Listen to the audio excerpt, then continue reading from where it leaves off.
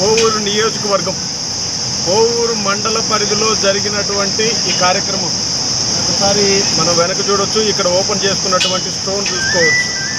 Telugu Desam party అంటేనే అభివృద్ధి, సంక్షేమానికి ఈక్వల్గా ప్యారలల్గా అభివృద్ధి అనేది జరుగుతుందనేది మరొక్కసారి రుజువైనటువంటి కార్యక్రమం.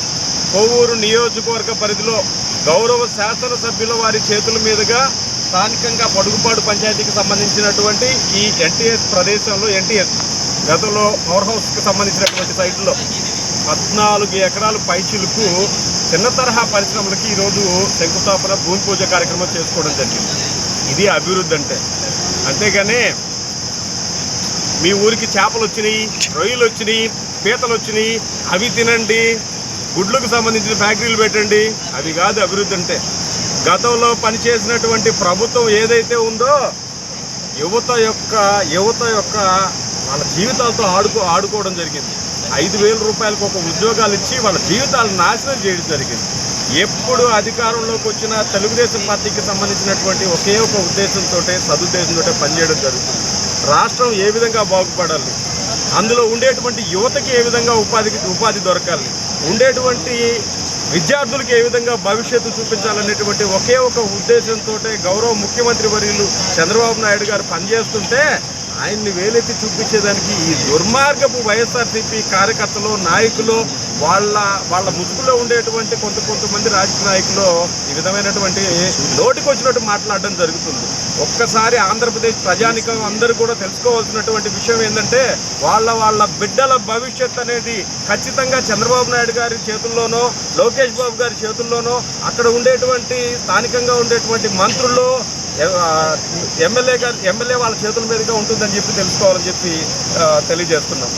ప్రత్యేకించి ఆ నెల్లూరు పార్లమెంటుకి, అదేవిధంగా ఆ కోవూరు నియోజకవర్గంలో దాదాపుగా 2,700 ఎకరాలకు పైచిలకు ఈరోజు ప్రభుత్వ భూమిని పారిశ్రామిక రంగానికి ఇవ్వడానికి ఆద్యంతం ఈరోజు చూసాం. ఇక్కడ కలెక్టర్ గారు చెప్పినటువంటి ఫ్యాక్టరీలకు అయితే ఏంటి, వచ్చినటువంటి అనుమతులకైతే ఏంటి, ఇక్కడ పెట్టబోయేటువంటి పెట్టుబడులు ప్రపంచవ్యాప్తంగా గుర్తింపు పొందినటువంటి సంస్థలన్నింటినీ కూడా కోవూరు నియోజకవర్గంలో కేంద్రీకృతం చేసేదానికి వాళ్ళ వంతు చేసినటువంటి కృషికి ముఖ్యంగా మా నియోజకవర్గ శాసనసభ్యురాలకి, అదేవిధంగా కలెక్టర్ వారికి కూడా ప్రత్యేకమైనటువంటి ధన్యవాదాలు తెలియజేసుకుంటున్నాం.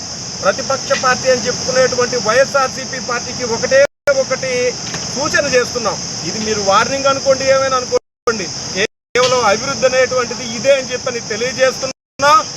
గంజాయి పండించే పంటలు కాదు, లేకపోతే యువతని తప్పుదోవట్లు పట్టించేటువంటి పరిస్థితులు కాదు.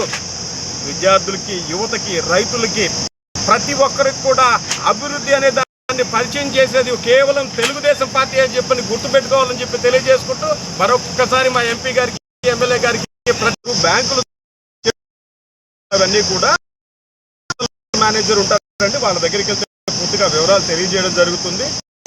మా నియోజకవర్గం ఒకటే అని కాకుండా జిల్లా వ్యాప్తంగా 7 నియోజకవర్గాలు కూడా ఈరోజు కలెక్టర్ గారి దగ్గర చూసాం. ఆ పేర్లు పలికేదానికి కూడా పర్వట వైపు ఉండేటువంటి దుత్తలూరు, వింజమూరు ఇటువంటి ప్రాంతాల్లో కూడా ప్రపంచ స్థాయిలో గుర్తింపు పొందినటువంటి కంపెనీలు రాబోతున్నాయి. చాలా సంతోషకరమైన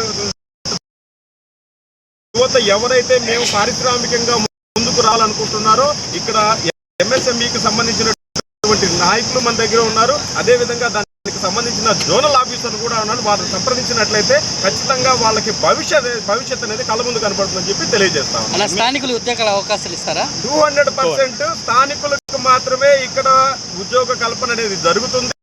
అదేవిధంగా ప్రతిభ ఉన్నటువంటి ఒక్కరికి కూడా ఇక్కడ ఉద్యోగ అవకాశాలు, అదేవిధంగా పరిశ్రమలు పెట్టేదానికి అవకాశాలు కూడా కల్పించడం జరుగుతాం. గతంలో కూడా వాగ్దానాలు చేశారన్న, సిమెంట్స్ కమిషన్ లో స్థానికులు ఉద్యోగాలు ఇస్తారని, ఇప్పుడు కూడా అడిగలేదు. ఇక్కడ అంటే పోయిన 5 సంవత్సరాల్లో మీకే తెలిసే ఉంటుంది, ఏ కంపెనీ అయితే రాలేదు. నాకు తెలిసి ఆత్మకూరు దగ్గర ఉండేటువంటి ఒక పారిశ్రామిక వాడని చెప్పని దాన్ని దోచుకున్నటువంటి పరిస్థితులే. భగవంతుడి దయ వల్ల ఇక్కడ ఈ 14 ఎకరాలు అనేది పోయి ప్రభుత్వంలో కనపడలేదని చెప్పని సంతోషం వ్యక్తం చేస్తున్నారు. ఇది కాదు కనపడి ఉంటే ఈ పాటికి ఎప్పుడు ఆక్రమించేసి ఉండేవాళ్ళు. ఏ కంపెనీ గతంలో ఎప్పుడు రాలేదు. రేపు రాబోయే రోజుల్లో మీ ద్వారానే ప్రజలందరికీ తెలియజేయడం జరుగుతుంది. స్థానికంగా ఉండేటువంటి యువత అందరికి కూడా ఎక్కడికో వలస వెళ్లాల్సినటువంటి పరిస్థితులు ఖచ్చితంగా ఉండవు అని చెప్పి తెలియజేసుకుంటున్నాం.